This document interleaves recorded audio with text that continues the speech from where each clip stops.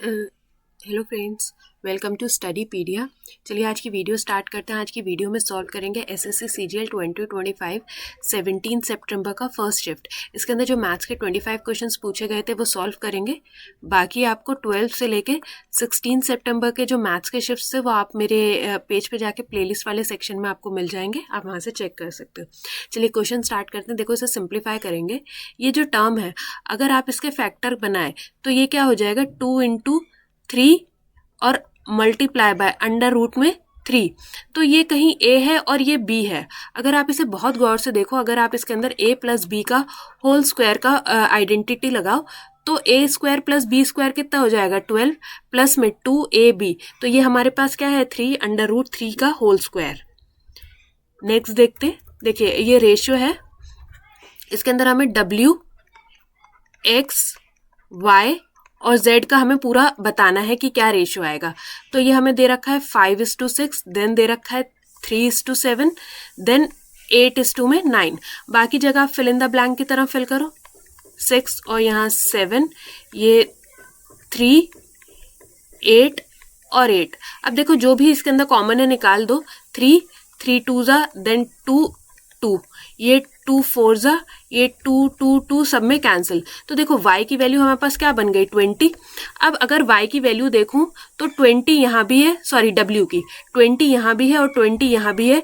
तो देखो दोनों के अंदर सब कुछ सेम है, बस y की वैल्यू डिफरेंट है। यहाँ 56 दे रखे हैं, यहाँ 42। तो y का वैल्यू कैलकुलेट कर लेते हैं। 7 8 जा 56। तो ऑप्शन नंबर 1, अगर 42 आता है तो ऑप्शन नंबर डी। ठीक है, नेक्स्ट देखते हैं। इसके अंदर हमें वैल्यू बताना है। तो देखो क्या करेंगे, इसके आप फैक्टर बनाओ, ऐसे फैक्टर बनाओ जिसके अंदर डिफरेंस कितना हो, 1 का हो। तो 2 इंटू 3, 2 3 जा 6, प्लस का साइन है तो बड़ा वाला जो ऑप्शन होता है वही आपका आंसर होता है, 3। नेक्स्ट देखते हैं। देखिए वो कह रहा है एक वेंडर ने 7 शर्ट खरीदी at a mark price of 6 shirts. Suppose उसका जो अंकित मूल्य था, मार्क प्राइस था, वो कितना था, 100। तो उसने कितनी शर्ट्स खरीदी, 7 खरीदी है, लेकिन उसने पैसे कितने दिए, 6 शर्ट्स के। तो मल्टीप्लाई बाय 6, ये 600 क्या हो गया, उसका कॉस्ट प्राइस हो गया। ठीक है, 600 कॉस्ट प्राइस है कितना, 7 शर्ट्स का, मतलब उसने टोटल 7 शर्ट्स खरीदी थी। हम अब इसके अंदर क्वांटिटी मेंशन नहीं करते।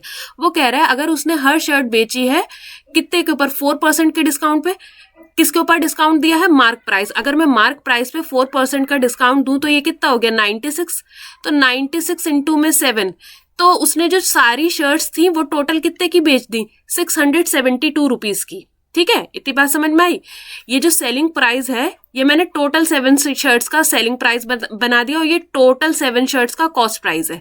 तो हमसे पूछा जा रहा है उसका प्रॉफिट परसेंटेज, कितने का फायदा हुआ, 72 का, कितने पे, 600, और मल्टीप्लाई बाय 100। तो 6 1 जा 6, 6 2 जा 12, तो उसे फायदा कितने का हुआ, 12% का। नेक्स्ट देखते। वो कह रहा है ए पाइप इज केपेबल, एक जो पाइप है वो 16 मिनट के अंदर एक टैंक भर देता है और बी उसी टैंक को 24 मिनट में करता है। तो एलसीएम ले लेते हैं। टोटल वर्क कितना हो गया, 48, और इनका एफिशिएंसी 3 यूनिट और ये हो गया 2 यूनिट। अब वो कह रहा है दोनों पाइप को एक साथ खोला गया 4 मिनट के बाद की बात कर रहा है। तो मतलब 4 मिनट तक, तो देखो टोटल वर्क था 48, दोनों मिलके काम करेंगे 5 इंटू में 4, तो 4 मिनट तक तो ये दोनों 20 यूनिट काम को कंप्लीट कर चुके हैं। बाकी काम बचा 28 यूनिट। अब आगे वो क्या कह रहा है, the rate of A doubles, मतलब जो ए का एफिशिएंसी है ये तो डबल हो गया। अब ये किस एफिशिएंसी से काम कर रहा है, 6 यूनिट से। और जो बी की एफिशिएंसी है वो क्या हो गई, हाफ हो गई। तो अब ये किस एफिशिएंसी से काम कर रहा है, 1 यूनिट से। अब दोनों मिलके काम करेंगे तो काम किस एफिशिएंसी से होगा, 7 यूनिट से। ठीक है, तो वो कह रहा है कि और कितनी देर लगेगी इस टैंक को कंप्लीटली फिल करने में। तो डिवाइडेड बाय 4, तो 7 4 जा 28, तो कितना और टाइम लगेगा, 4 मिनट। देखो ये a प्लस बी हमें दे रखा है, ए बी दे रखा है, हमें ये बताना है। अब अगर आप ए बी को बहुत ध्यान से देखो तो किसको मल्टीप्लाई करा होगा, 2 इंटू 3। अगर मैं 2 को a मान लूं और b को 3 मान लूं, क्योंकि कहीं मुझे a और b की स्पेसिफिकली वैल्यू रखनी नहीं है। ठीक है, तो a क्यूब ये हो गया 8 प्लस 3 3 जा 9, 3 जा 27। ठीक है, इन दोनों को प्लस करेंगे, ये हो जाएगा 35, और फिर 35 का अगर मैं स्क्वायर कर दूंगी तो ये हो जाएगा 12 25। यहां तक आ गया ए का। ये माइनस करेंगे 9, A square into B square, A B कितना 6, 6 6 36, और इसको किससे मल्टीप्लाई करना, ए प्लस बी है 5, 5 5 25, ये आपस में इसको सब कुछ ये हो जाएगा 324, 324 मल्टीप्लाई बाय 25, तो इसको किससे माइनस करना है, 8100। अब देखो आंसर आपका किसके अंदर आएगा, माइनस के अंदर आएगा, क्योंकि बड़े वैल्यू के साथ क्या है माइनस, तो यूनिट डिजिट पे आपका क्या होना चाहिए 5, तो सिर्फ एक ही ऑप्शन में है, फर्स्ट ऑप्शन में 6875।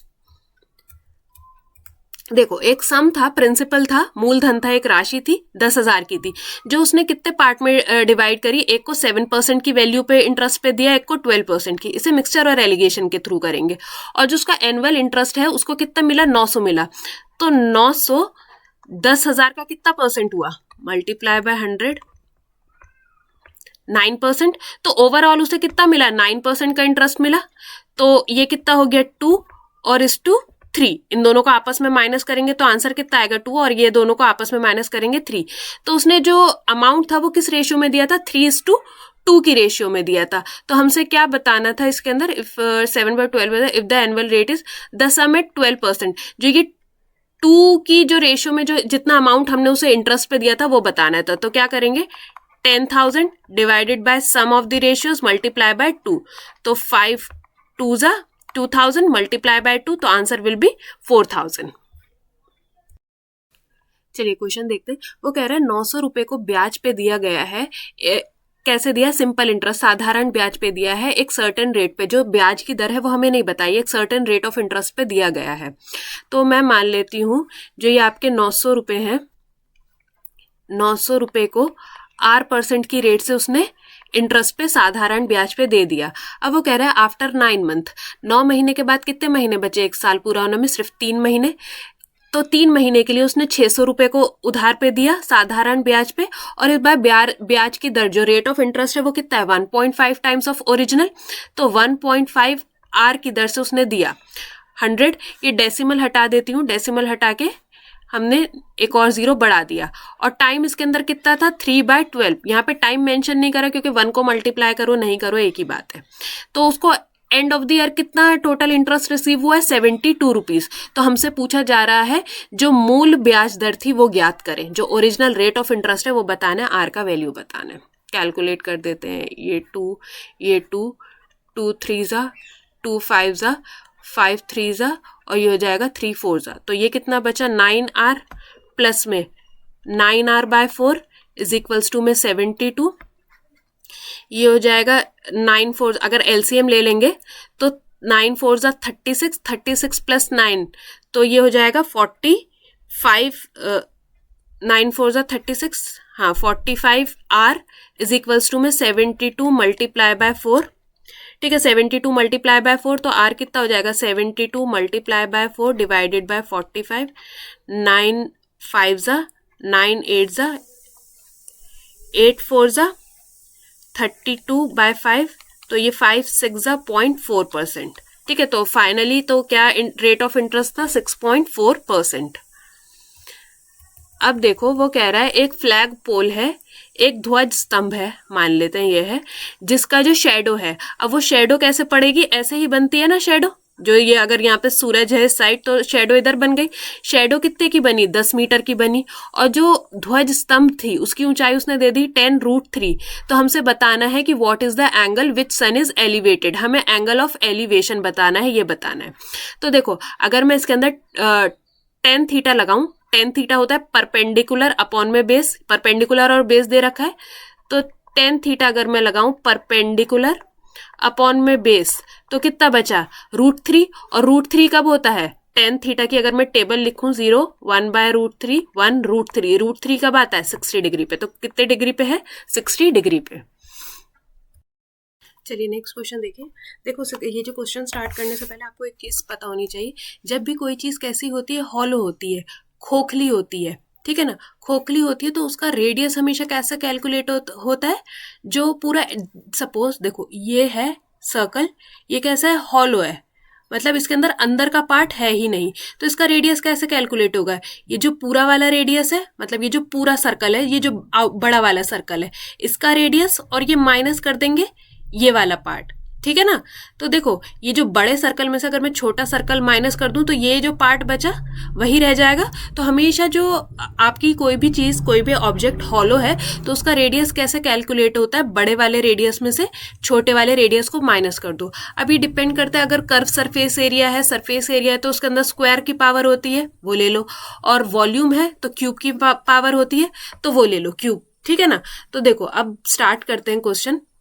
वो कह रहा है कि जस्ट अ सेकेंड, हाँ, वो कह रहा है एक हॉलो मेटेलिक स्फेयर है, खोखला है। तो देखो इसका वॉल्यूम कैसे बनेगा, 4/3 पाई आर का क्यूब माइनस आर का क्यूब, जिसका रेडियस उसने हमें आउटर रेडियस, जो बड़ा वाला रेडियस था, जैसे मैंने ये सर्कल बनाया था, तो ये जो बड़ा वाला रेडियस है ये उसने हमें दे रखा है, मतलब रेडियस है 10 सेंटीमीटर, तो ये हो जाएगा आर का क्यूब माइनस में आर का क्यूब। ठीक है, इसको मेल्ट करके बनाए गए हैं 50 सॉलिड स्फेयर। तो देखो एक ऑब्जेक्ट को मेल्ट करके अगर जब हम दूसरा ऑब्जेक्ट बनाते हैं तो दोनों का वॉल्यूम क्या होता है, सेम होता है। तो अब बनाए गए हैं 50 स्फेयर्स, तो 50 4/3 पाई, और जिसके अंदर हमें रेडियस दे रखा है 2 सेंटीमीटर, तो आर का क्यूब कितना हो गया 8। तो हमसे पूछा जा रहा है इनर रेडियस कितना था ओरिजिनल स्फेयर का, तो मतलब ये जो छोटा वाला आर का क्यूब है ये हमसे पूछा गया है। तो ये 4/3 पाई से 4/3 पाई कैंसिल, ये हो जाएगा 5 8 40, तो यहाँ पे हो जाएगा 1000 माइनस का आर का क्यूब इज इक्वल्स टू में 5 8 40 400। तो आर का क्यूब हमारे पास कितना आ गया 600। अब सिर्फ आर की बात करें तो क्या होगा, तो देखो 600 के बराबर में किसका क्यूब होता है, 512 का, जो किसका क्यूब है 8 का क्यूब। अब ये 8 के क्यूब से तो ज्यादा ही है, देखो 512 से तो ज्यादा है 600, और यहाँ पे सिर्फ देखो 8 मतलब 8 से तो बड़ा कुछ दे ही नहीं रखा, तो 8 तक तो ये हमें दे रखा है, तो 8.43 था छोटे वाले क्यूब का, छोटे वाले मतलब ओरिजिनल स्फेयर का छोटा वाला रेडियस।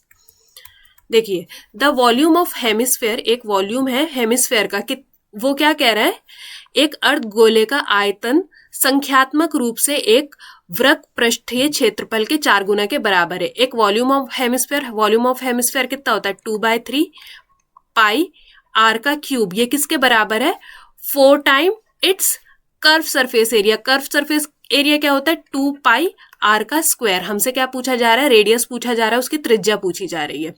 तो 2 से 2 कैंसिल, पाई से पाई कैंसिल, और आर स्क्वायर यहाँ पे कितना बचा आर बचा, तो रेडियस कितनी आ गई, त्रिज्या कितनी आ गई 12 सेंटीमीटर। नेक्स्ट देखिए, देखो हमसे पूछा जा रहा है what is the minimum number of cuts required to divide a cuboid into 8 equal cubes. मतलब एक आयतन घनाभ को 8 समान घनाभों में बांटने के लिए न्यूनतम कितने कट्स की आवश्यकता है।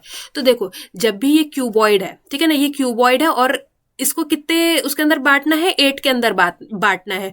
तो देखो इसको क्यूबिकल फॉर्म में लिया तो ये किसका क्यूब है 2/3 का क्यूब। ठीक है ना, इसको हमने किस फॉर्म के अंदर ले आए, एन का क्यूब की फॉर्म में ले आए। ये हमेशा जो ये नंबर दे रखा होगा ना कि इतने कट्स में डिवाइड करना है, ये हमेशा किसी का क्यूब होगा। ठीक है, इसे क्यूब की फॉर्म में ले आओ और इसका फॉर्मूला क्या होता है n-1। ठीक है, सॉरी n नहीं, यहाँ पे 3 आएगा, आई एम सॉरी, यहाँ पे आएगा 3n-1। तो 3n कितना है हमारे पास 2-1, तो कितने इक्वल कट्स लगेंगे उसके अंदर 3 इक्वल कट्स। अभी तो देखो छोटा नंबर था, कुछ लोग मतलब ऐसे ही वर्बली भी कैलकुलेट कर सकते थे, बट अगर इसके अंदर ज्यादा बड़ा नंबर हो, जैसे 64 दे रखा हो या कोई और क्यूब दे रखा हो, तो आपको ये फॉर्मूला इसका पता होना चाहिए। पहले इसको क्यूब की फॉर्म में ले आओ, देन इसको इस फॉर्मूला के अंदर पुट कर दो। अब देखो वो कह रहा है if the height of a cone is triple, h क्या हो जाए 3h हो जाए, और रेडियस कितना हो जाए हाफ, जो उसकी त्रिज्या है वो r से कितनी हो जाए r/2 हो जाए। तो हमसे पूछा जा रहा है कि वॉल्यूम में क्या चेंज आएगा, किसके, कोन के, एक शंकु के वॉल्यूम में क्या चेंज आएगा। तो वॉल्यूम ऑफ कोन क्या होता है 1/3 पाई r का स्क्वायर h, ये था। अब क्या हो गया है, मैं इस 2 का साइन लगा देती हूँ, 1/3 पाई r कैसा हो गया r/2, r/2 इंटू में r/2 multiply by 3 times of height, यही हो गया ना। ठीक है, कैलकुलेट कर लेते हैं, ये कैंसिल हो जाएगा, आर स्क्वायर से ये r कैंसिल हो गए और h से h कैंसिल हो गया, तो यहाँ बचा 1 और यहाँ पे क्या बचा 3/4। तो यही वो बोल रहा है it becomes 3/4 of the original था 1 और ये कितना रह गया 3/4। अब देखो साइन थीटा दे रखा है कितना अब साइन थीटा क्या होता है, परपेंडिकुलर अपॉन में हाइपोटेनिस, तो ये है 12 13, तो ये कितना हो जाएगा 5, ट्रिपलेट होता है। हमसे टेन थीटा का वैल्यू पूछा है, 10 क्या होता है परपेंडिकुलर अपॉन में बेस, 12/5। हमें देखो इतना पता है, अगर मैं टेन थीटा का 1/10 कर दूं तो ये क्या बनता है कॉट थीटा, इतना पता है, ठीक है। तो हमें टेन थीटा दे रखा है और हम tan theta plus cot theta की वैल्यू हमें बतानी है, हमें टेन थीटा दे रखा है, तो 2 + 1/2 का हमें वैल्यू बताना है, तो कितना हो जाएगा 5/2। एलसीएम ले लेंगे, 2 2 4 + 1 5/2। नेक्स्ट देखते हैं। इसके अंदर हमें क्या बतानी है, ढलान बतानी है, स्लोप बतानी है। तो स्लोप कैसे निकलता है, y = में mx प्लस में c। इसको कर देते हैं, y का वैल्यू इधर रखते हैं, 3y = माइनस का 2x प्लस का c। ये 3 यहां से हटा के इनको डिवाइड कर देते हैं, ये हमारा 6 था, 6 को डिवाइड कर देंगे तो ये है -2/3, ये है हमारा m का वैल्यू। m किसके साथ है, x का जो कोफिशिएंट है, तो हमारा आंसर कितना रहेगा 2/3। देखिए नेक्स्ट क्वेश्चन देखते हैं। अब देखो बस आपको इतना पता होना चाहिए, अगर एक सर्कल के अंदर ही आपने 2 सेक्टर बनाए हैं, क्या बनाए हैं 2 सेक्टर बनाए हैं, तो उनका एरिया किसके ऊपर डिपेंड करता है, उनका एरिया का रेशियो सिर्फ उसके थीटा पे डिपेंड करता है, ठीक है। उसको हमें पूरा कैलकुलेट नहीं करना होगा, क्योंकि उसका अगर एक ही सर्कल है तो उसके रेडियस हमेशा सेम होंगे। तो वो क्या कह रहा है, एक सेक्टर है सर्कल का जिसका सेंट्रल एंगल कितना है 60 डिग्री, फर्स्ट वाले का है 60 डिग्री का, जिसका रेडियस उसने हमें दे रखा है 8 सेंटीमीटर। और another sector of a same circle, अब इसी सर्कल का सेम सेक्टर है, ठीक है, और उसका सेंट्रल एंगल उसने हमें कितना दे रखा है पाई/3 रेडियन। तो पाई की जगह लिख देते 180/3 पाई का वैल्यू। तो दूसरे का भी थीटा कितना हो गया 60 डिग्री, दोनों का थीटा 60 डिग्री है। तो हमसे पूछा जा रहा है रेशियो बताना है फर्स्ट सेक्टर और सेकंड सेक्टर के बीच में, तो क्या रेशियो बनेगा 1:1। जब भी ऐसा केस हो तो डायरेक्ट उनके थीटा को आपस में रेशियो के फॉर्म में ले आओ, तो आपको रेशियो मिल जाएगा। अब वो कह रहा है अ ट्राइंगल कैन हैव, एक ट्राइंगल के अंदर वो बोल रहा है क्या हो सकता है, 2 राइट एंगल ट्राइंगल्स नहीं हो सकते, क्योंकि 2 अगर राइट एंगल ट्राइंगल होंगे तो दोनों ही 90 + 90 हो जाएंगे, नहीं होगा। Obtuse angle and 1 right angle. अब देखो ऑब्ट्यूज एंगल कौन सा होता है, जो होता है 90 डिग्री से बड़ा। अगर एक एंगल 110 डिग्री का है तो ऐसा नहीं हो सकता कि एक एंगल 110 डिग्री का हो और उसके अंदर 90 डिग्री का भी एंगल हो, तो ये तो आप वैसे ही क्या कहते हैं 180, जो मतलब सम ऑफ ट्राइंगल का क्राइटेरिया होता है 180 डिग्री, वो उसी से क्रॉस कर जाएगा। ओनली 1 राइट एंगल और 1 ऑब्ट्यूज एंगल, ठीक है, ये सेटिस्फाई कर सकता है कि या तो एक राइट एंगल हो या एक ऑब्ट्यूज एंगल हो, मतलब दोनों नहीं हो सकते, या तो ये हो राइट एंगल या हो ऑब्ट्यूज। और फिर वो बोल रहा है 3 एक्यूट एंगल। एक्यूट एंगल कौन से होते हैं, जो 90 डिग्री से छोटे होते हैं। तो 3 acute angles each measuring more than 60 नहीं हो सकता, क्योंकि अगर आप देखो इक्विलेटरल ट्राइंगल होता है तो उसके क्या होता है 60 60 60, और अगर आप 60 से बड़ा कर दो, सपोज 61 ही कर दो, तो ये 180 के क्राइटेरिया को क्रॉस कर जाएगा, तो ये भी नहीं हो सकता। तो हमारे पास या तो एक राइट एंगल होगा या एक ऑब्ट्यूज एंगल होगा। चलिए क्वेश्चन देखते हैं। देखिए मैं इसका ना पहले ग्राफ बना देती हूँ, मैं इसको आपको ग्राफ के थ्रू ही समझाऊंगी। ये एक्स एक्सिस होती है, ये वाई एक्सिस होती है, इतना पता है। अब देखिए इसके ऊपर 2 पॉइंट दे रखे हैं, ए दे रखा है 2 और 5, मतलब ये x1 है, ये y1 है, ये x2 है और ये है y2। तो x1 हमें कितना दे रखा है 2 और y कितना दे रखा है हमें 8, तो समहाउ यहाँ पे होगा और ये दोनों पॉइंट मिल रहे होंगे यहाँ। तो ये a पॉइंट मेरा हो गया इधर कितना 2 और 5 यहाँ पे कहीं बन गया, ठीक है। और b पॉइंट x मेरा 8 है और y मेरा -1 है, तो समहाउ यहाँ मिलेंगे। तो ये b पॉइंट मेरा यहाँ बन गया कितना है 8 और -1। अब मैंने a और b को कनेक्ट कर दिया, a और b को मैंने क्या कर दिया कनेक्ट कर दिया, ये एक लाइन बन गई मेरी a और b।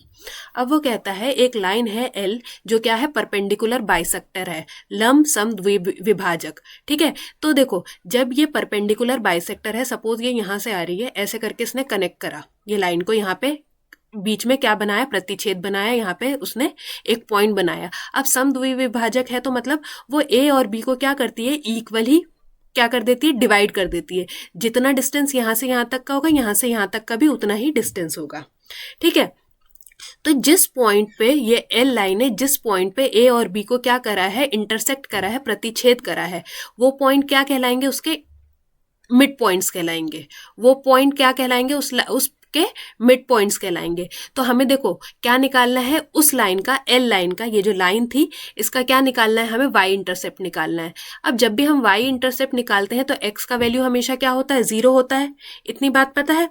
तो देखो सबसे पहले हम इसके क्या निकालते हैं, मिड पॉइंट्स निकालते हैं। मिड पॉइंट्स का क्या फॉर्मूला होता है, x1 प्लस में x2, 2 प्लस 8/2, और y के लिए भी यही होगा, y1 प्लस में y2/2। तो मिड पॉइंट्स हमारे पास कितने आ गए, 5, और ये हो जाएगा 4 और ये हो जाएगा 2, ये हमारे पास आ गए मिड पॉइंट्स। अब हम इसके अंदर स्लोप निकालेंगे। स्लोप क्या होता है, y2 minus y1, y2 minus का y1 अपॉन में x2 माइनस का x1, ये हमारा क्या आ गया, स्लोप आ गया -6/6। ठीक है, तो ये अभी आया स्लोप, ये हमारा नॉर्मल लाइन का आया। जब हम परपेंडिकुलर बाइसेक्टर की बात करते हैं तो स्लोप हमेशा क्या होता है, अगर सपोज नॉर्मल लाइन का x है तो परपेंडिकुलर बाइसेक्टर का क्या होगा, 1/x, और उसके साथ क्या होगा, माइनस का साइन होगा। अब देखो अगर मैं माइनस का साइन एक और लगाऊंगी तो माइनस से माइनस कैंसिल, तो स्लोप हमारा कितना आया, 1 आया। अब जब हमारे पास स्लोप है और एक पॉइंट है तो हम इसको लाइन की फॉर्म में करते हैं। ये हो गया हमारे पास y1 और ये हमारे पास हो गया x1। y माइनस का y1 इज इक्वल्स टू में m कितना है हमारे पास, 1, x माइनस का x1, सॉरी ये x है, हाँ उल्टा क्या कर दिया ये मैंने, ये x है ये y है, मैंने लिख भी उल्टा दिया। ठीक है, y की साथ क्या है 2 और x क्या है हमारे पास 5। ठीक है, अब देखो हमें क्या निकालना था, y इंटरसेप्ट, तो x की वैल्यू 0, मैं लिखूं या ना लिखूं सब बराबर, तो ये कितना हो गया, y minus 2 is equals to में -5, तो y इंटरसेप्ट कितना हो गया, -3। ठीक है, यही पूछा था। तो इसके अंदर सबसे पहले मिड पॉइंट कैलकुलेट करना है, देन स्लोप कैलकुलेट करके उसका रेसिप्रोकल करके नेगेटिव, और फिर देन यही y minus y1 is equals to में स्लोप x माइनस का x1, और ये हमेशा और जो ये हमारे मिड पॉइंट्स निकले हैं ये हमारा x1 और y1 है। ठीक है, चलिए नेक्स्ट देखते हैं। देखो इसके अंदर हमें एक ट्राइंगल है ABC जिसका हमें साइड दे रखा है 16 का स्क्वायर, और उसका एक सिमिलर ट्राइंगल है DEF जिसका जो साइड है वो क्या है, twice the length of side of ABC। अब देखो अगर ये ABC का साइड का रेशियो है 16, अगर ये मेरे पास किसका रेशियो है, सॉरी ये तो एरिया का रेशियो है, ठीक है ना, ये एरिया का रेशियो है, ये है एरिया। ठीक है, एरिया से अगर मैं साइड के रेशियो पे जाऊं तो मुझे क्या करना पड़ेगा, इसको अंडर रूट करना पड़ेगा, तो मेरे पास साइड का रेशियो कितना हो गया 4। अब जो ABC का ट्राइंगल है उसकी साइड है कितनी 4 सेंटीमीटर, और जो उसका सिमिलर ट्राइंगल है DEF उसकी साइड क्या है, that is twice the length of जो इसकी साइड है इसका 2 गुना, तो इसका साइड का 2 गुना कितना हो गया, 8 हो गया। तो हमसे पूछा गया है what is the area of DEF, तो एरिया कैसे निकालते हैं, साइड का स्क्वायर कर देंगे, तो 8 8 जा 64, तो एरिया कितना आ गया DEF का 64। ये तो समझ में आता ही होगा ना, एरिया का अगर अंडर रूट करो तो साइड, और साइड का स्क्वायर करो तो एरिया। अब देखो ये तो थोड़ा कैलकुलेटिव था और इसके अंदर आपको क्यूब्स वगैरह पता होने चाहिए। अब देखो मैंने तो कैलकुलेट करके रखा हुआ है, देखो 44 का क्यूब 85148, इसके अंदर प्लस करना है 35 का क्यूब दैट इज 42875, ये कितना हो जाएगा 128059। ठीक है, इसमें से माइनस करना है 53 का क्यूब, ये हो जाएगा, ये 53 का क्यूब हो जाएगा, मैं इधर लिख देती हूँ 148877, मतलब ये तो प्लस में है, इसको माइनस करना है, तो आंसर किसके अंदर आएगा, माइनस में आएगा, माइनस का 20818। ठीक है, फिर उसके बाद प्लस करना है 159। अब ये जो है हमारा माइनस के अंदर आया, अगर आप इसके अंदर प्लस भी करोगे 159 तो भी ऑल ओवर ये क्या होगा, माइनस होगा, और माइनस के साथ आएगा इसका आंसर, तो आंसर आएगा 20659। बट आपको ये वहां पे कैलकुलेट ही करना पड़ेगा, यहाँ तो जैसे घर में तो इंसान कर लेता है आराम से, बट उधर तो आपको कैलकुलेट ही करना पड़ेगा। 44 का क्यूब 35 का क्यूब, इसका कोई शॉर्टकट नहीं है, बट आपको पता हो तो बता देना। अब देखो साइन थीटा और कॉस थीटा का वैल्यू पूछा और साइन 2 थीटा का वैल्यू पूछा है। अब साइन 2 थीटा का क्या फॉर्मूला होता है, 2 साइन थीटा कॉस थीटा, ये हमसे पूछा है। ठीक है ना, यहाँ पे एक ही जगह आप हमसे साइन 2 थीटा, मैंने 2a कर दिया, साइन 2a थीटा कुछ भी कर लो। अब देखो अगर मैं इसका होल स्क्वायर करूं तो इसका भी होल स्क्वायर होगा, तो ये हो जाएगा a स्क्वायर प्लस में b स्क्वायर प्लस में 2, मैं पूरा लिख देती हूँ, 2 sine theta cos theta is equals to में 25/16। अब देखो ये तो हो गया 1, ठीक है, यहाँ पे हो जाएगा 1 और इधर जाके ये क्या हो जाएगा, माइनस हो जाएगा, तो 2 sine A cos A is equals to में 25/16 माइनस का 1, यही पूछा था, 2 साइन थीटा कॉस थीटा, तो हमसे इसी का वैल्यू पूछा है, तो इसको आप माइनस करोगे रेसिप्रोकल, मतलब रेसिप्रोकल करेंगे एलसीएम लेके, तो 25 माइनस 16 कितना हो गया, 9/16, इसी का फॉर्मूला पूछा था, तो बस आपको साइन 2 थीटा का फॉर्मूला पता होता तो ये इजीली हो जाएगा। नेक्स्ट देखते हैं। अब वो कह रहा है एक आउटसाइड पॉइंट P से, देखो एक ये सर्कल है, अगर मैं एक यहाँ से एक आउटसाइड पॉइंट P से इसके ऊपर दो टेंजेंट्स ड्रॉ करूँ, PA और PB, A और B, तो ये सर्कल की थ्योरम होती है, अगर किसी एक पॉइंट से दो टेंजेंट्स अगर एक सर्कल के ऊपर ड्रॉ करे जाए तो जो लेंथ इसका होगा, अगर ये 12 है तो ये भी कितना होगा 12, तो यही हमसे पूछा जा रहा है कि इसका कितना होगा लेंथ, 12 सेंटीमीटर। नेक्स्ट देखते हैं। देखो a circle is inscribe with in a right circular triangle, एक समकोण त्रिभुज के भीतर एक वृत्त अंकित है, एक इसके अंदर एक राइट एंगल ट्राइंगल के अंदर एक क्या है, एक सर्कल है। Considering the length of 2 legs, ये है 6 8, अगर आप देखो आपको ट्रिपलेट याद हो तो ये 6 8 और ये कितना हो जाएगा 10 हो जाएगा।